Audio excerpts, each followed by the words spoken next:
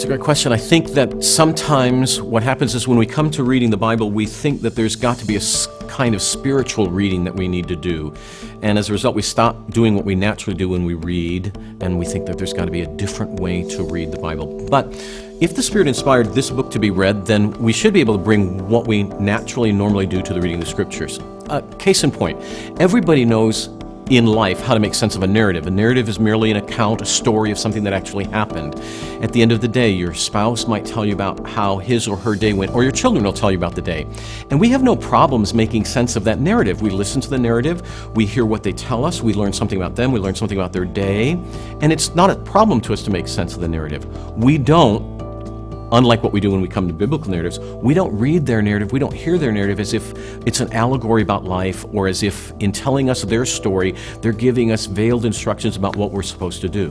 The problem, though, is that when we come to biblical narratives, we think that there's got to be some spiritual way to read this, and we don't read it in a natural and simple way. And as a result, we end up being very confused.